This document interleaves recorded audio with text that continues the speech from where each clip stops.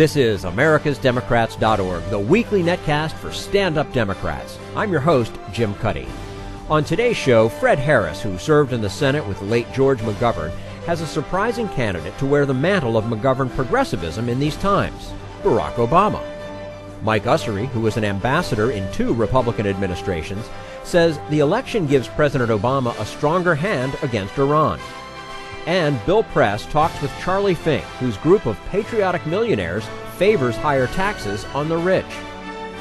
Are you tired of Tea Party Republicans and Rush Limbaugh dominating the airwaves? Do you want the facts you won't get on Fox or even on CNN? Then stay tuned. Our sponsor, 21st Century Democrats, works hard to get everyday Democrats involved in returning our party to its roots and to success at the ballot box. Sit back and listen, then stand up and fight. And follow 21st Century Democrats on Facebook for all the latest progressive news. We're glad you can join us. Fred Harris, a former senator and chair of the DNC, says President Obama is a worthy successor to the late Senator George McGovern as an icon of the progressive movement. And, he says, the American electorate really does have a strong populist and progressive streak. And joining us today on americasdemocrats.org, the weekly netcast for stand-up Democrats. Fred Harris is a professor of political science at the University of New Mexico. He is well remembered among Democrats as a senator from his native Oklahoma from 1964 to 1973 and as a candidate for the party's nomination for president in 1976. Senator Harris was outspoken in opposition to the Vietnam War and in defense of Native American rights and continues to be a leader in promoting progressive causes. Senator Harris, thank you so much for joining us today on americasdemocrats.org. Well, it's great to be back with you, particularly after how you and I both feel after this great election. Absolutely. Now, before we talk politics, if you would, tell us some of your memories of your longtime Senate colleague and friend, George McGovern, whom sadly we lost not long ago. Yes, I really cherished the friendship of Senator McGovern and his late wife, Eleanor, and George impressed me from the first day I met him in the Senate as a really principled person, of sort of prairie progressive in the Franklin Roosevelt tradition, deeply committed on the issues. And I very much hoped he would get elected president in 1972 and strongly supported him. But the thing that I got more involved with George about was reform of the Democratic Party. I was elected the national chairman of the Democratic Party in 1969 after our disastrous convention in '68 in Chicago, and I appointed a reform commission, made up its membership in such a way as to assure the kind of recommendations that they eventually came up with, and I named George McGovern as the chairman of the committee. What I wanted to do and what he wanted to do was to make the Democratic Party live up to what it called itself, democratic. We did not have sufficient representation from women or minorities in the affairs of the party, and that's what we eventually wound up with. That reform has been a really important thing in the Democratic Party, and I think it caused some reform in the processes, at least in the Republican Party as well. That's a great accomplishment, I think, of George McGovern's. Was it his 1972 campaign that inspired you to run for president yourself 4 years later? No, as I said, I was pleased to support him in that election, and it's just a darn shame that he never came across really as the kind of person he was. For example, I don't think I knew for a very long time that he was a war hero, a pilot, during World War II. It was not the kind of thing George would have bragged about or put forward, and I think people did not see him as the kind of really strong character elector he was, in addition to his being very much committed to progressive principles. The defining issues of my life had been then and have been since racism and poverty. And I decided that being in the United States Senate and doing the best I could, we weren't changing things as much as I wanted, and I thought running for president, even a good campaign, could have some impact on those issues and on ending the Vietnam War, and those were the reasons why I decided to run as a candidate for president. Do you think, has the American electorate moved so far to the right of center that a McGovern or a Harris would have zero chance of even getting elected president in this day and age? I don't think so at all. I think there's still a very strong populist and progressive majority in the country, and we just saw it again, I think, with the re-election of President Obama. And I think that that is especially true as we've seen the tremendous increase, for example, in the percentage of Americans who are Hispanic. President Obama, got something like 70% of their support. The population of the country has continued to grow, and it's continued to grow disproportionately in Hispanics. So I think we still got and have had all along, maybe even stronger now, a populist progressive majority in the country, and I think that the people made a very clear choice between President Obama and President Romney on those kinds of principles, although, as we've seen, Romney as a candidate tried to sort of fuzz up his earlier right-wing extremist views and began to talk more like something of a progressive, at least. I think the people saw through that, and they decided to go with the real progressive. We're speaking with Fred Harris, professor of political science at the University of New Mexico, also senator from Oklahoma from 1964 to 1973. A lot of progressives, even as they were very supportive of Bill Clinton and Barack Obama, think they really governed as moderate Republicans. Do you agree? No, I don't.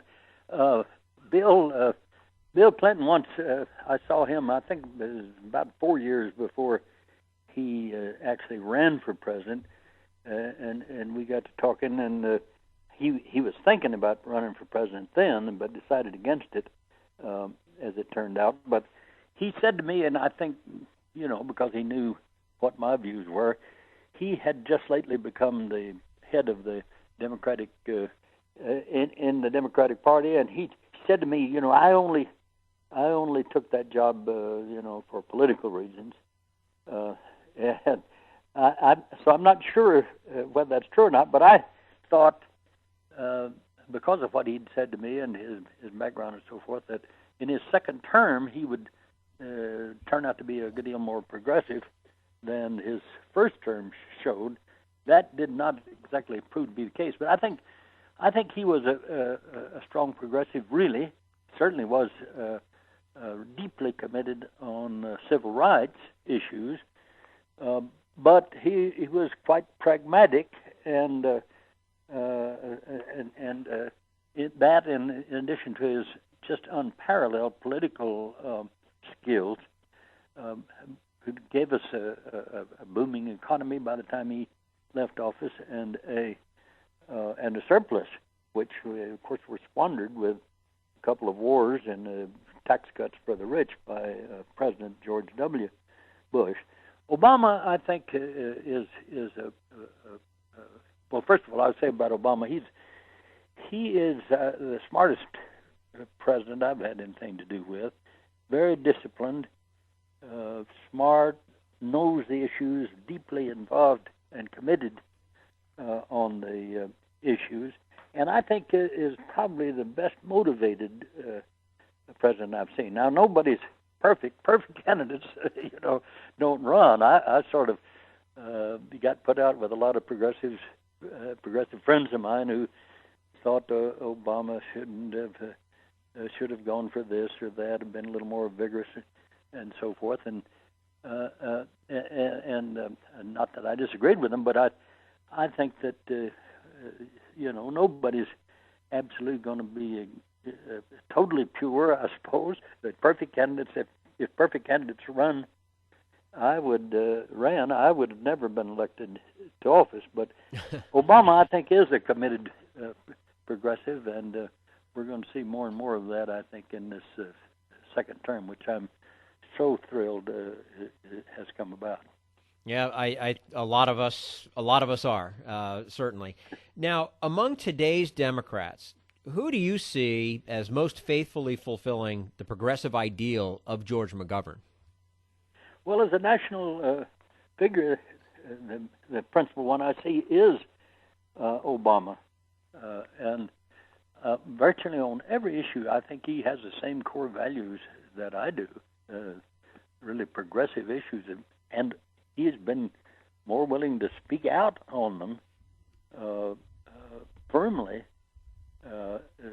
more than anybody I've seen on the national scene at present, that is in public office or about to be, and really in a very long time, more than any president I've dealt with. Anybody out there besides our current president that jumps out at you? There's a lot of really good people, I think, in the Congress. I like, for example, Senator Durbin of Illinois. He was in the House when I first knew him, and I was in the Senate. There's a whole bunch of Senator Tom Harkin, for example. There's a lot of Bernie Sanders. There's a lot of good people, I think, in the Congress and in the Senate, and we ought to do what we can to. And we've elected some good ones too here lately, new ones that are coming there. We ought to do what we can to encourage and support them. Okay. Fred Harris is a professor of political science at the University of New Mexico, remembered, of course, as a senator from his native Oklahoma from 1964 to 1973, and as a candidate for the party's nomination for president in 1976. Senator, thank you so much for joining us today on americasdemocrats.org. We look forward to speaking with you again soon. Thank you. This is americasdemocrats.org, the weekly netcast for stand-up Democrats.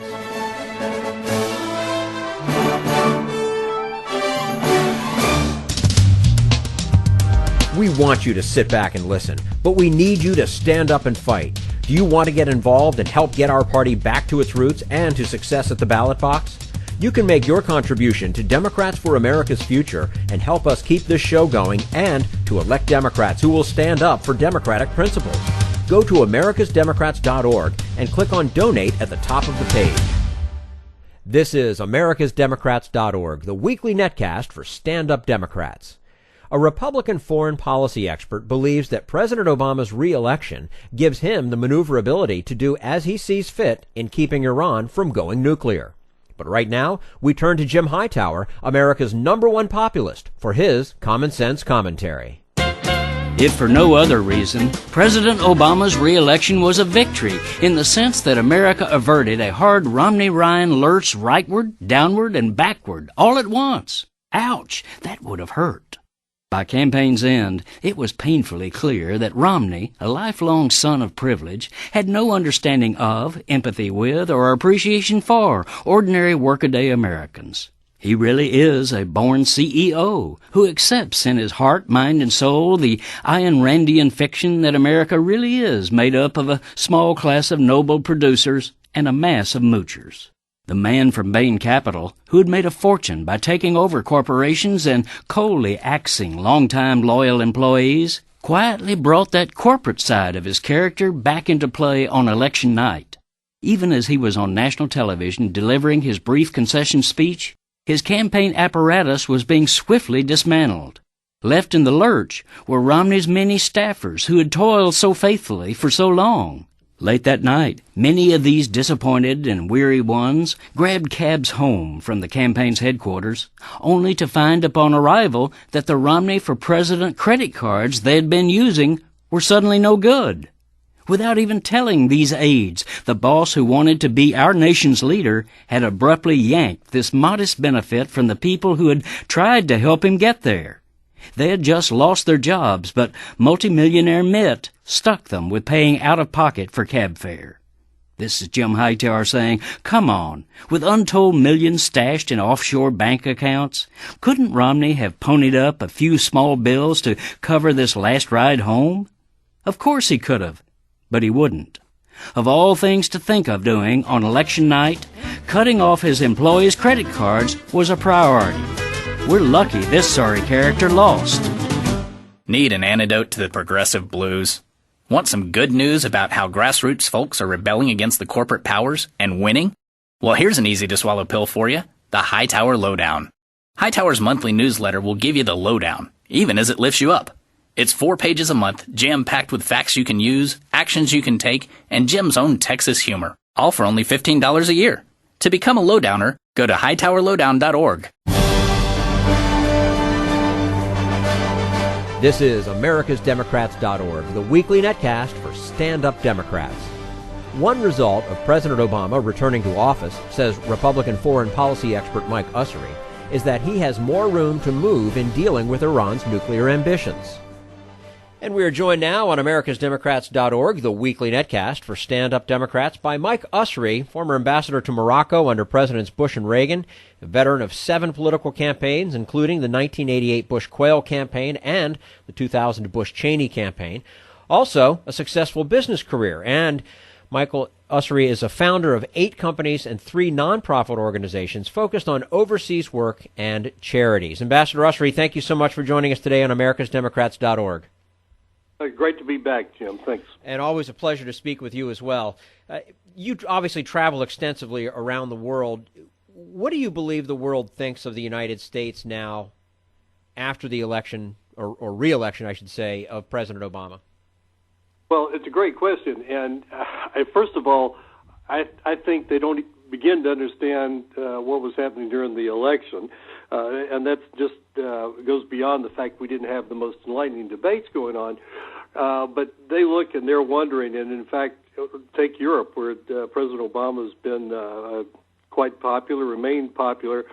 They don't understand the fact that he was his presidency was at risk of not being reelected. So the world understands that we're going through some kind of a transition. But look, Europe's going through a deep transition. China's going through a transition in leadership. Russia's transitioning. And if you turn the question around and ask us, I think we'd all say it's kind of hard to say where they are and where they're going. And in the Mideast, if you ask us that question, what do we think of the Mideast and where it's going? I think it's up in the air. I think we're because of the re-election, we're easier to understand, but we are in a period of transition. And I think that the world is, first of all, looking to see what we're going to do economically. I think that even more than the traditional view of what's our foreign policy position on different countries and different regions, I think that's where everybody's trying to sort out. And from there, then we'll see how it all connects and weaves in with different policies. With all of the transition around the world that you mentioned, will the election affect the global economy, or is that beyond anyone's control at this point? Well, I think with the re-election of the president, I think the immediate global economic effect is very marginal. That's a lot of markets may have a little bit of adjusting. That's my guess, and that's. I think what we'll see here, and that's what we'll see abroad. It probably is beyond anyone's control, but the real issue, of course, is going to be what we do on debts and taxes and all that's coming up so fast that people are going to pretty quickly forget this election, and that's where it's going to really connect global economics with U.S. foreign policy. It's all coming together at that focal point in the Congress with the president, and coming up pretty fast. So that can really affect the global economy radically in different directions, and much greater than anything that could have come out of the election results. When you mentioned Europe, I mean, they really need to take care of business on their own, and sort of the same with China and the same with Russia. I mean, doesn't this all have to come from within, not necessarily with from folks with on the outside having any influence? I think that's a great point, and I totally agree. I mean, we'd all love to think about what the G8 and the G20 and the IMF and the World Bank, what everybody can do working together, and it's important, and it's important for some level of coordination. It's particularly important in terms of the European Union about trying to coordinate the policies of 20-something central banks. That's all true, but in the end, while the world is quite flat and quite connected, as everybody likes to say, what we really need are major economic centers around the world getting their own act together. And if they each do, despite that interconnectivity, just on their own, if Europe, China, the U.S., I'm not quite sure what Russia's game is right now, but if everybody gets their act together, it'll all come together quite nicely and change the economic situation of the globe. We're speaking with Mike Ussery, former ambassador to Morocco under Presidents Bush and Reagan, of course now a successful businessman with founder of 8 companies, 3 nonprofit organizations. What is with the U.S. presidential election now history, what do you think the effects will be on Iran's nuclear timetable?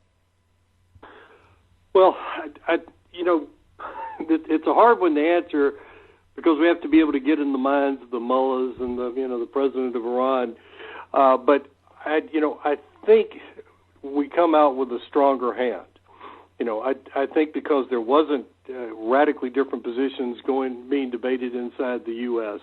Because the U.S. is like-minded. Romney was critical about sanctions could have been tougher sooner. Everybody's cautioning, let's don't sit down with Iran just to be manipulated and have them buy time, which is their traditional tactic. But I believe the president has the ability to maneuver as he sees fit and go forward on Iran. So as long as he shows that he's doing things with a cautious eye and a real determination, I think the nation's going to back him, and I include Republicans on that. So I think the election is actually going to put behind some second guessing, and I think one of the real offshoots that we saw in this election was that Israel and the U.S., despite whatever differences there were, whatever personal rift there may have been or may not have been between Obama and Netanyahu, everybody realized we got to come together. Public spat's not in anybody's interest. We got to cooperate. Israel itself, voices in Israel spoke up and considered the idea of attack on Iran as an unthinkable thing. So Israel's not on one path and we're on another path. So I believe we're in a better position on Iran, and it's up to us to be the wise ones, the smart ones, the clever ones, and manage this situation well. Regardless of what their real timetable is. Now, I think after we've seen situations, including Benghazi, I don't think many people in the U.S.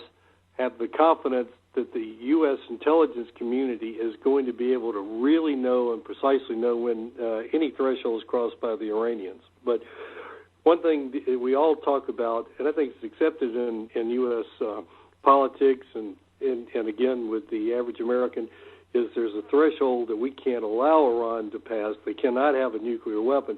What we don't talk about are the consequences. If we ever have to take that action, if a video can spark waves of demonstrations across the Muslim world, imagine Israel, U.S., anybody attacks Iran, the consequences are beyond our imagination at this point, the repercussions.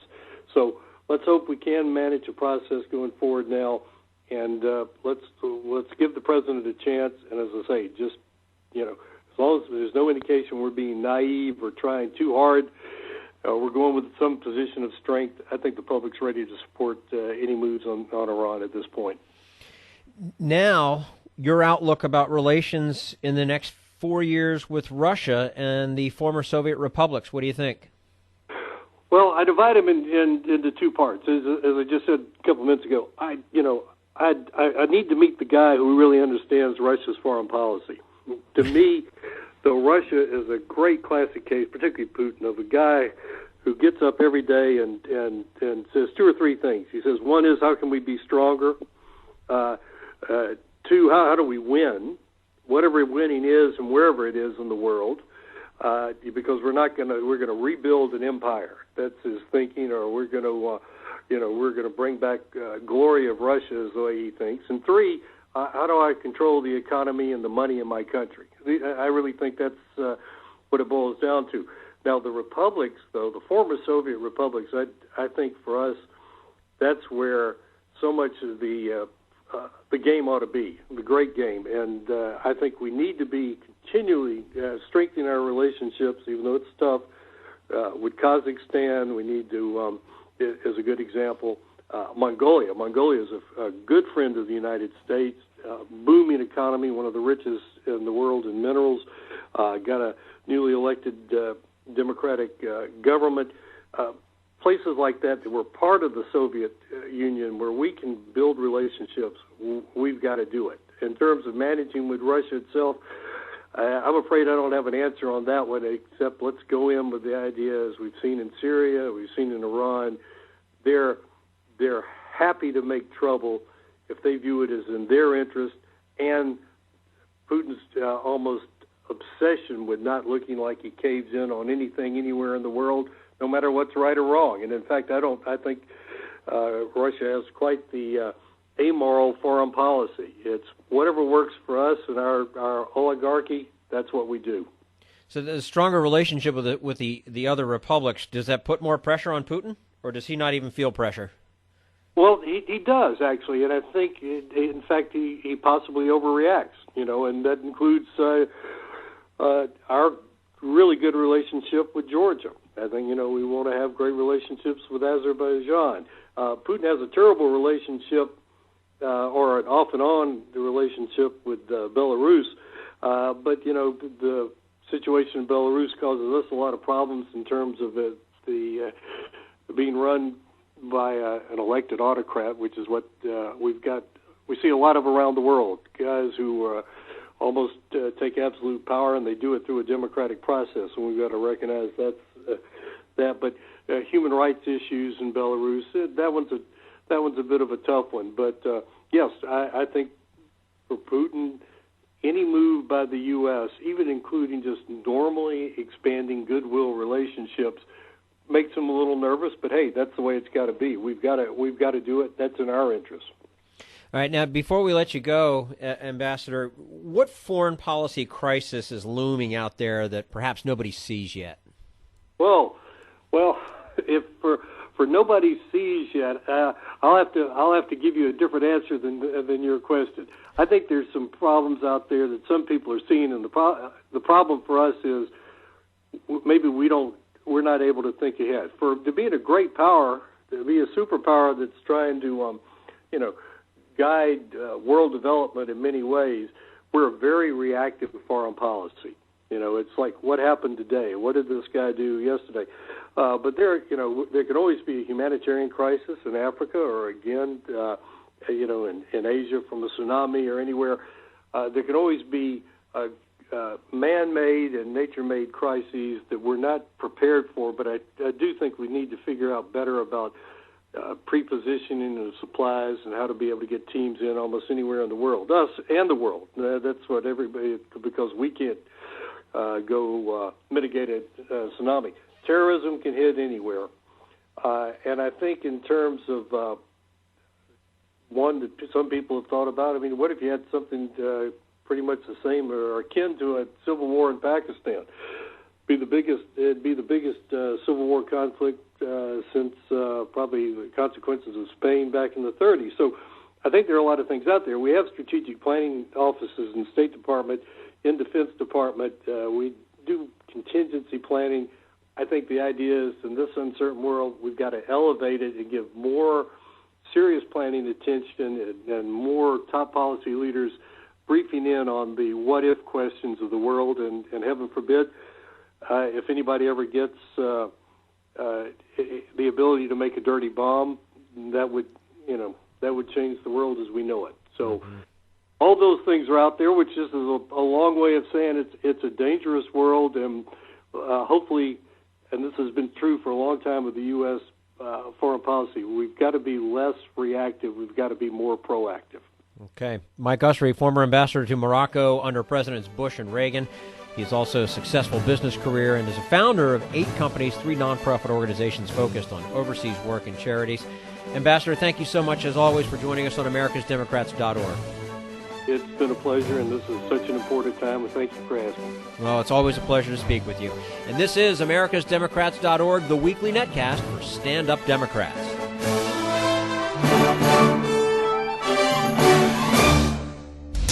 We want you to sit back and listen, but we need you to stand up and fight. Help get our party back to its roots and to success at the ballot box. Make your contribution to Democrats for America's Future to keep this show on the air and help elect stand-up Democrats. Go to americasdemocrats.org and click on Donate at the top of the page. This is americasdemocrats.org, the weekly netcast for stand-up Democrats. And now, Bill Press and his guest, Charlie Fink, of Patriotic Millionaires for Fiscal Strength. So, Charlie, the Patriotic Millionaires, who are you, first of all, just so all of our listeners and viewers know, again, that may not have met you before? We are over 100 high net worth individuals who advocate the radical idea of letting the Bush tax cuts expired as they were originally intended to do. And you're from all over the country, all right? All over the country. And you have people who have been very fortunate and are very talented, made a lot of money, and now you are willing to pay back, right? Absolutely. So, and you've been around for 2 years now, almost, right? Yeah, November 2010 is when you started. Do you find that you represent most people of wealth in this country, or do you think you're just this radical 100? I think wealthy people, just like people of lesser means, are deeply divided about the direction of the country. What do you think the majority is? Well, I think the majority is probably slightly against, if I had to guess. But generally, obviously, the people I know are progressive. So yeah. I'm just guessing at that. But certainly all the progressive people I know who are high net worth individuals were voting for Obama and agree with us that the Bush tax cuts should expire as planned. And by the way, should those tax cuts expire, it will go a long way to solving our deficit and debt issues. Right, $700 billion or $1 trillion, whatever it is. So these people who have enjoyed a tax cut, look, I'm one of them, for the last 10 years, right? Now 12 years. Those who are against the rates going back up to where they were under Bill Clinton, I mean, what motivates them? Just pure greed? Pure greed. Really? And, I mean, of course, that greed is as simple as that. And that greed is cloaked in a vague ideology that has been forwarded by the Republican Party and soundly rejected by the American people. Yeah, and they've sold this idea that they are the job creators, which is a total lie. I don't know a single high net worth individual who takes their tax cut and creates jobs with it. Generally, it gets dumped in their brokerage account and it becomes part of their portfolio. So you're going to be lobbying Congress today to tell them what? Well, to let the Bush tax cuts expire, number one. And number two, to say we are not scared of the physical cliff. The physical cliff and this notion of a cliff has been created by the media because media likes drama. Drama sells newspapers. Drama gets people tuning into television news shows. But the truth is the Congress, the sequestration calls for a 5% across-the-board cut phased in over 9 years. It's not like Monday they expire and Tuesday 5% of the government disappears. That's not what it is at all. So what would it mean to you, bottom line, right, if the Bush tax cuts expire? For you? It means I would pay about 3.5% more in my federal income tax. I think I can afford it. Okay. Dollar figure? Not off the top of my head. But yeah. And that's basically across the board, do you think is what it would represent probably a couple of $1,000s to me personally and other high net worth individuals. Now, what about this other idea that's floated? Well, we can't raise taxes because that's sacrosanct. So raising tax rates rather than sacrosanct. So instead, we're going to cap itemized deductions. We just had a senior cap editor the mortgage deduction and so forth. Well, whatever it is, $50,000 is all you can deduct. Right. It doesn't matter whether it's for oil and gas or olive trees or dressage horses or whatever, or your mortgage on your multiple family homes. $50,000, boom, that's it. Is that would that be acceptable to you? I'm not sure that would do it financially. I think that would do something financially, but I don't think that would raise the kind of money that the government needs to raise, which is, trillions of dollars. There is no problem in business, nor is there any problem in government that can't be solved with more revenue. You can't generally cut your way out of a fiscal problem like this. The only way to solve it is through more revenues. The simplest way is to revert to the tax code under the Clinton administration, which was one of the most exciting periods of growth in our nation's history. So there's no reason to think going back to that tax rate will have a different result. And I also remember, as you, I'm sure, that when Bill Clinton was pushing his tax plan, or his economic plan, there were many, led by Newt Gingrich, who said, oh, no. If this goes through, it'll be, Newt Gingrich said, recession, predicted it. Right. The and whole turned out to be completely collapse. Wrong. Just the opposite. Exactly. I mean, I still think it's the only time we've had 8 sustained years of it, or the most sustained economic progress, for 8 years in a row in our history. Absolutely. And 23 million new jobs created under Bill Clinton. So it worked. Yeah. So in other words, if low taxes created jobs, we'd be swimming in jobs right now. When taxes were higher, job creation was much higher. So the opposite is actually true. Wasn't it Bob? I think Bob Kerry finally gave him the one vote he needed. He didn't get any Republican votes in the 90s to do that. Yeah, I believe so. I was just thinking about that. Well, now, but President Obama has said, and this is his plan. What you said, let the Bush tax cuts expire. By the way, he said that before. I have to ask you this. He said that before.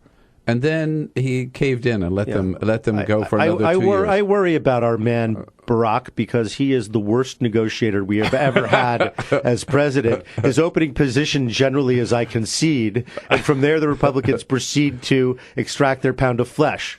Right. So that's what I was going to ask you. Is it going to be any different this time? God, I hope so. I mean, he's like Lucy and Charlie Brown with the football. I really won't move it this time. Come on, run toward the football. Really. Yeah, right. You can trust us this time. But he seems to be talking tougher, at least starting out this time. Yesterday, with his meeting with progressive leaders and labor leaders, and he said, no, trust me, I know this is right, and I'm not going to budge. And they were telling him, be strong, Mr. President. Yes, well, that's what we're here to do.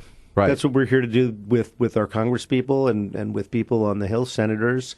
We're here to say, Senator, the fiscal cliff is a myth created by the media, and let the Bush tax cuts expire. And there's no doubt that the president has the American people on his side. We saw that a week ago yesterday. I think and all that's the about as much that. of a referendum as we're ever going to have in this country. Yeah, right. So what I want to ask you is the president has said that while we're negotiating over what happens to people in the top 2%, let's say, there is a plan, there is a bill that has already passed the Senate that would extend the Bush tax cuts for the 98%.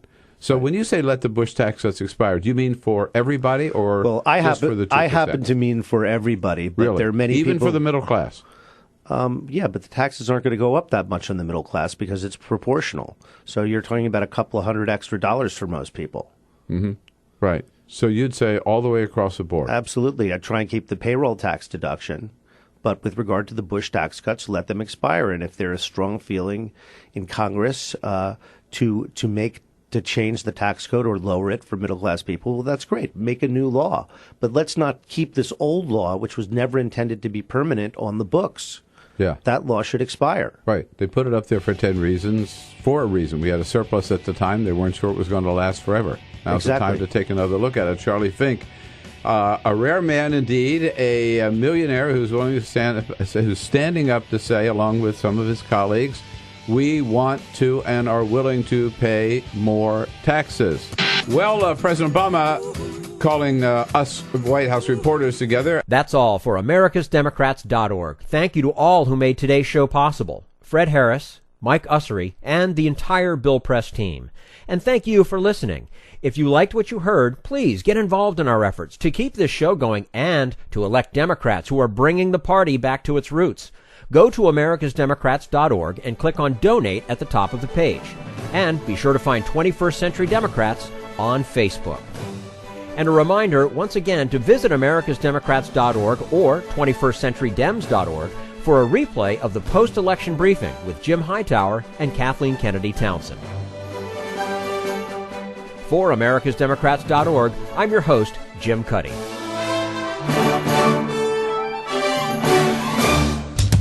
We want you to sit back and listen, but we need you to stand up and fight. Join us, support the show, and help elect Democrats who will stand up for democratic principles with your contribution today.